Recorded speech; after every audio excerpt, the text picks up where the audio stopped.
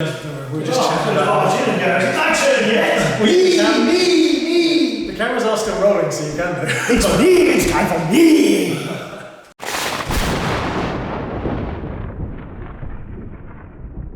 Always want to make an entrance. I am. Small, narcissistic child. Nah. Give it that shit. It's prerogative, isn't it? Let's put that. Oh, they are nice. Those are all painted on the base. Oh yeah, that's what you were saying. Paint them up and just paint what you can see. You never really see. I mean, kind of. If you get up close, your eyes are going to bleed with the horror. But but that's the tabletop quality, right? It's an army.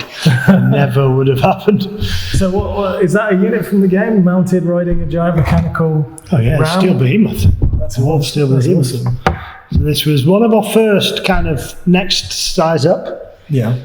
And it allowed them, we went to giants, big, and so we've kind of got titans now. Yeah, so you've just redone the base sizes for them, haven't you, to make it more... Just so that you get some proper meaty stuff, which I think, 40k kind of took off when it became that tanks plus infantry game. Yes, yeah. And I think the danger with fantasy is it just becomes a bit too...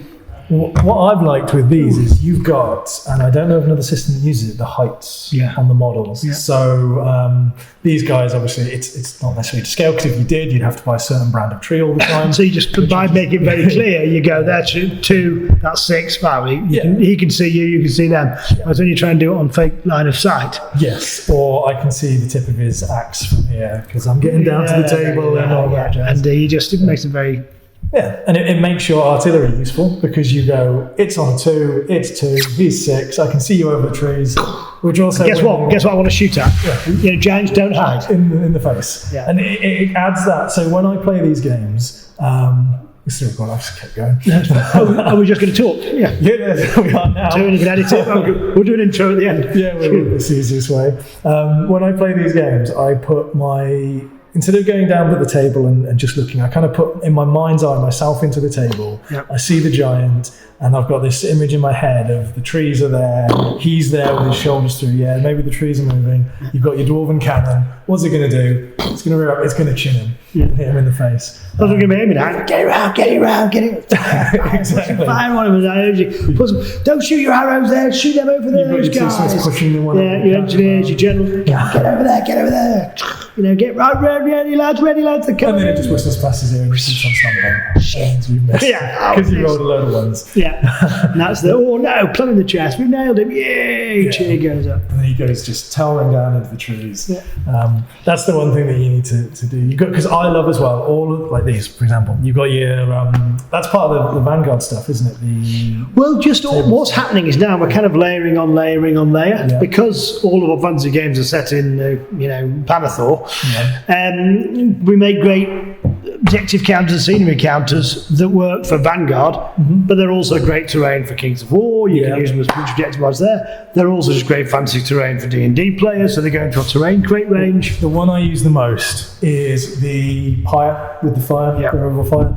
There's 3 games which are not Mantic, which I've used that for. Bless you, my son.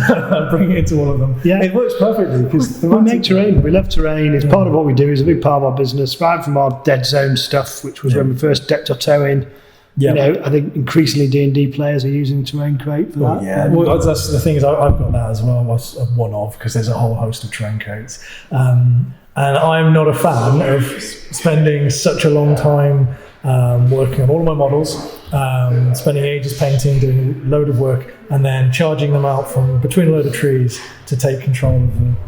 On the table. Grid of school maths paper. Yeah, exactly. School graph paper. The first thing to do is... For me, it's all about a visual. I mean, that's part of the whole thing. And from all our games, always we've tried to remove that any impediment to having a nice gaming table, to having a nice gaming experience. Yeah. That's why all of our rules are slick and clean, and they're not argumentative, because actually I think you're hanging around with your buddies and having a game. Yes, you want to be competitive. Yes, you want to win, but you want to win in a friendly environment and in a way that's You're not the person who's going, rules as written versus rules as intended. Yeah, correct. and as in fairness, we just always managed to stay well clear of that. I mean, we were at Clash of Kings a couple of weeks ago, and I think there's 2 rules questions the whole weekend. Which is good. That says a lot for a game system. It really does. And that's 4 years old. But, with 4 expansion breaking, Clash of Kings expansions. And so it's, we're really pleased with the cleanliness of all games. They all are designed to allow fighting but avoid conflict. Yeah, well, that comes across in how the game works. So the heights thing is an ideal. Yep. The changes that you've made in version 3, which is where to measure from the units. Yep. So from the front, it's now just the front. Yeah. Which for me is thematically it makes sense. If he's going to wrap up to them, lads, the rest we're going that way. Yeah, they're going to pile in, and actually you go from that point and away you go. Now, everything we try where possible to either capture what feels right, or if we can't do that, what's the cleanest on the gaming table to allow the least amount of friction or misinterpretation or bad will. Exactly. And then when it does come down to an argument, which it doesn't ever, because you've had 2 questions on the last tournament round, which is insane. There's always someone there anyway, because the Mantic community is so active. Well, they're active, and there's usually a right answer to. Yeah. More often those questions are not, we've not seen them, more, okay, is this? Yeah. And it's just when you've read it, you go, oh, we've always played it that way, Yeah, well, it's like, for example, other games that I play a lot of was Walking Dead. Call to Arms that recently came out. Elvis got me really hooked on that one. I spent ages theory crafting my group of people. I had a question, online Facebook group, answered straight in there from the rules committee guys. And more often than not, what I've seen is the stuff which may be questionable is just because you've got a plan for it in the future anyway. Yeah. So that particular one is there's a rule that the hunters have to do with the distance that they can shoot, and there's one particular way you can use it, and it's just clear that Ronnie's got a plan for more rifles in the future. That's it. So they're coming that way. So but I'm looking forward to more Walking Dead stuff, because that game really took me as a very quick, easy one again. I love it. It's one of my absolute favourites. We're getting a bit of a battering at the moment because over the summer we've done Kings of War. We did have the Walking Dead Call to Arms. Yeah. I think the All Out War guys feel that wasn't for them. I liked it. Having done both of them. Call to Arms I enjoyed. Larger board. It's more focused on the pushing territory, taking objectives, making walkers run all over the place onto your friends' faces. And the new element is sort of crafting the parties, if you like. Yeah, really enjoyable. Well, I quite like that. I did like it. I think we said there in both, and we said right from day one, this is not an either or. It's a both. Yeah. It's to open it up. You can play one, you can play the other. Yeah. It's really for the thicky guys like me that can't remember to use all of the managing the threat tracker. But I know there's a lot of fans. But we have got, and I've just finalised this week, all of the plans for the coming 6 months. Oh, wow. So we've got the Saviors coming out, which I know is kind of people saying it's not a new way. They're being introduced to. Yeah, it's coming Call to Arms. It's also giving you the All Out War cards will be coming with it as well. Yeah. We'll make those available online for those that have bought the Here's an Egan game and just want the cards, no problem.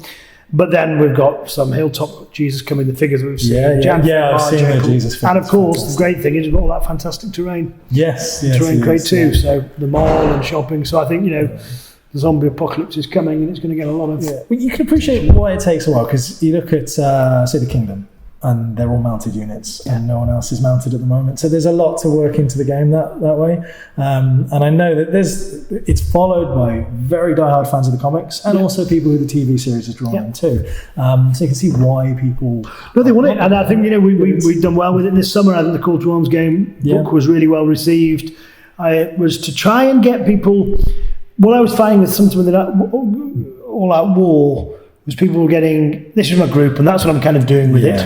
And I've got this big collection, and I don't quite know what to do with them. And I think by shaking the whole pot, it was trying to say, go and have a look at these different figures, go and have a look. We saw a tail off with Wave 3 and 4 as people had played these scenarios, but like with all of us, mid-season lull. So by kind of shaking the whole pot, I suddenly found myself going, oh, you know what? I really need the Maggie sniper with rifle and this figure. And so suddenly it got me painting again, it got me collecting again. Now, I'll be honest, it's kind of tailed off again. Kings of War's come to the fore. Yeah, but that's what happens in the hobby. Yeah. You only got so many hobby hours a week. Yeah, and you have to jump between the ones. So but it's exactly the same with me. I suddenly went, I'm going to touch a lot of characters that I hadn't before. Yeah. So that got me on making some really. I've been just dying for people to do more theory crafting with that because I've got some very unusual picks going on there. Such as a Woodbury army that uses no Woodbury commanders. That'll be good fun. Which is interesting. Well, just the one. Is it Gloria? I think it's Gloria. And then the rest of them have the special rules where, it doesn't apply to them, or when they're far away, they get the special keyword. So there's loads of stuff that you can do. Yeah, there's a lot of, it's in there, and that's, it's kind of that. And so I'm conscious that the All Out War guys are feeling a little unloved at the moment, but we are definitely... They're still working on it, and there's a lot coming for them. So excited about that. That was a leak, by the way. So that'll be. We're not going to announce that. I'm supposed to be writing a blog. They knew it was coming. They knew that the stuff was coming. We talked about the future of it, like when we caught you at UK Games Expo. Yeah. Everyone knew that it was coming. Yeah. There's the comic books. You're barely into them, are you? Well, exactly. That's the thing. We've still got, we've got a lot to do. So exciting stuff coming. First half of next year for it, and I'm just going to write the blog. That's why it's kind of top of the mind. We've just planned it out. Yeah, I kind of stole the thunder from Kings of War then. Yeah, Kings of War. Well, there we are. That's trundling along as a beast. Rick and his group wouldn't survive very long. That giant might make a mess. Yeah. That would be an interesting crossover. This one's a bit of a beast. He is fantastic. Yeah, so you've got Vanguard obviously drew me into Kings of War, which has kind of maybe been your testing ground as well for Kings of War, for the larger game. Interestingly, Martin, who works for us on the trade team, never done a mass battle game at all up until this summer. I'm not doing one, and got into Vanguard, went through 1, then 2, then 3 factions, exactly like we do. Get into a game, play a few different factions, enjoy the painting, enjoy the gaming of it. And he went off and played some other games over the summer. But it's interesting, both him, Sonny, another guy that's been here for years, saw what's happened with Kings of War, saw how it was possible to get an army painted and to get it done, and all of a sudden that hobby time went click, and what had been till that point impossible. When again possible, Martin's finished an army thinking about his second, Sonny's nearly finished an ogre army, and all of a sudden that drawing in and starting with the Vanguard opens up the kind of the majesty of a mass battle. It's funny because the things that kept me from playing mass battle games were movement, moving all the different models, and then having empty movement trays looking naff when I inevitably lose. The amount of painting, I enjoy painting, but the amount of painting and repeated models can put me off a little bit. But you've got movement trays and they work because you don't remove them because you count wounds on them. So you've got that thematic of they're just getting battered, tattered, beaten, tired. And then you've gone out and gone, you know what, this group of 6 people, or this group of 15 people, just put 8 on put 8 on there, and then put some scatter and some skulls and make a diorama. When you're making that base diorama, they've all got it here, some more than others, and it adds a theme to your army. Exactly. It doesn't feel like you're painting a load of the same figures. And I get a bit obsessed with just tweaking a few heads and changing the heads. So I take some of the plastic screws and put them on here, take some of these and put them in my regiments. I don't have a single sensible unit in any of my games. But you've just, in the rules, you've given me permission to be lazy and not paint as much and then have fun with the tray. By the time you end up doing it, you don't even notice because you actually look at the whole base and you'll go, it's full. Yeah, it's there. I use that's a hero model. Yep. So there was 10 in here. And actually, but if I don't have enough, I'm going to stick another one in there. I want that kind of packed feeling that they're charging across. But because they're going on to something and you're seeing what they're doing, it doesn't feel like a chore. No. It feels like you're building something, and as long as you can see, actually I can do that in the next week or so. I can see the end game. Actually, the minimum unit count becomes less of a I've got to get paint 6 to get to there. You end up going, I'm going to do 7. Actually, he'd look cool on there. That would look better there. I found myself with my, just doing a regiment, 19, 18, and you're finding more on because you've that idea of these packed dwarves chunking along. Well, especially with dwarves, it's like their little shield wall. Shield wall, exactly. So you end up running to the theme of what it is, and you paint whatever you need to do to get it done. Well, and then the nice thing is it doesn't feel like a chore because you've got the one base building up. It's not like the amount of times I've... When you sit there going, figure, after figure, I've got another one after figure, and I can't play exactly the same, and it's not going anywhere. And as I'm saying, it's that bit of, just stick them in here. If you're in there, well, I could just put that, well, I put a bit of scenery on that. I'm going to put him on, says he's rocking over, and he's rearing up. Oh yeah, look at that. And you can see the end result of your efforts. Yeah, and it's not like you're going, I've still got to paint 2 more units before I can play with this. Because you could get to the minimum count and be adding them to the base and be like, well, that is good to go, and it's not going to look bad because it's finished. So I mean, that's another level of accessibility. Weaving into Vanguard is amazing. I really like that. I've had so many thoughts since I've looked at it more into the full Kings of War. What you can do with tournaments and organised play with that is fantastic. Particularly because the scenarios of Vanguard can have an effect on your war game. Yeah. So you either can play Tuesday night with your mates, play 2 games of Vanguard, and I don't know if people know, but in Vanguard, let's say the scenario is like the beacon fire. Yeah. One's trying to light the beacon fire, the other one's not. Yeah. So they're trying to warn the troops that the enemy's coming. Yeah. It says on that page, if you light the beacon fire, yes, you get 50 points. Across. So you can play Tuesday night, you and your friend get 2 Vanguard games in. Yeah. Sunday, fold those results into your Sunday game, and suddenly there's a campaign coming up. And I would love to see, because every side that has these Titan units now, like the giants and stuff. I'd love like these chaps who are absolutely awesome. I'd love to see a campaign where, like, say run at Goblin. I'm going to start with a giant on the board, and it's capture the giant, and whoever succeeds gets to start the next game with a giant. Just stuff like that for the little homebrew game. The amount of stuff running through my mind is amazing. A lot of possibilities. Well, Draken, there's eggs in that scenario pack, so take a Draken. Whoever gets the egg gets the Draken. Yeah, exactly. Yes, there are they're like the little eggs, and I've there's ammo ones, there's treasure ones. So treasure means you get better equipment. You spend 50 points on equipment, something like that. So in every case, it's very, very straightforward to take the piece you get and create a little homebrew rule for what you're going to do with it. It ties in so well as well. Have you twigged onto the so for example the Palace Guard, which are full plate male ogres? Yep. What a lot of people are doing now is they're going to get the 3, which gives you a regiment in the game. Yeah. So that's your Kings of War. But you actually have the 2 on the either side. Yeah. Glued down on a base. Right. And the one in the middle is your Vanguard one. So is your regiment hero. 75%. Well, no, you can just because you slot him in and out. Pop him in and out. So if you need one for your Vanguard, you paint him the best one because he's the champ. Right. Yeah. So I and then suddenly you go Vanguard. So I can do that with my filthy goblins, like my Stingits and Snaggits, which look awesome. I can pop them on if I want to use them as like my hero for the group. Stick them in a hero, you can plug them in. Because it's just visually thematic, because obviously in the Kings of War, you don't get necessarily like 20 Stingits running around. So you just want to pop him. You need to smap you. So there's getting that nice crossover now. I've painted up my Vanguard dwarfs, and they're all now heroes that I can just roll in. And I've actually gone back and picked a couple of the resins up and put them in as unit leaders. Oh, that's cool. And and obviously there's going to be new models coming out, and as much as it probably grieves you, the goblins will get some love in the future, which I'm looking forward to. So that's classic. Well, we've got great stuff. I don't know if we leaked that, but what's been nice, bringing it out this way, we've got a whole year of releases planned. Yeah. And at the Clash of Kings, we showed off things. We've got a huge Northern Alliance army coming out. The War's coming out. Phoenix coming out for Battle. Yes, because you're pushing more to the story.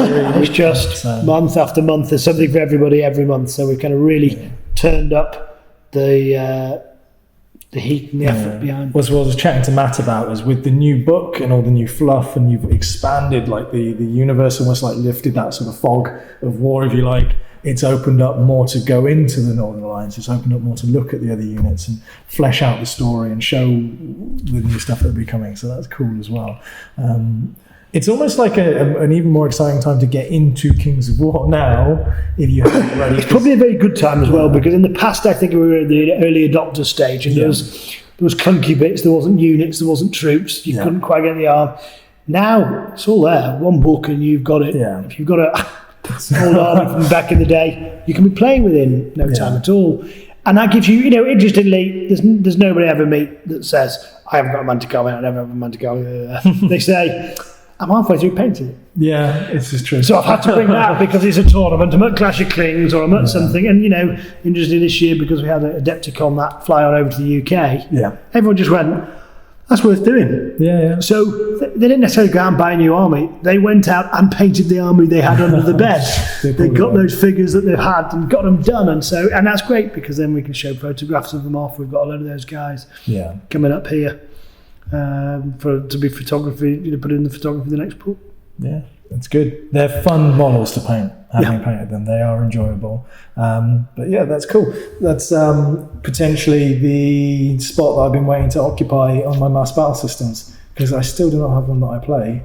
Much to everyone's this has got to be it. Disgust. Yeah, it's got to be it. So, maybe the goblins we've got our claws into you. Well, that's what they say. Play one Mantic game. Play all of them. We always say, what's the hardest Mantic product to buy? The first one. Once we get it's quite good stuff, It's almost like you play with toy soldiers all your life. Yeah, it's like, hey, maybe these guys know what they're talking about. Don't know about that. But yeah, that's grand. I can only thank you enough for your time. Thanks for my unusual entrance. We don't need an introduction more than that, do you? Just bounce in your way on. Get rid of Gilbert. But it's been fantastic. Thank you very much, Ronnie. Thank you. Thanks for coming down to us.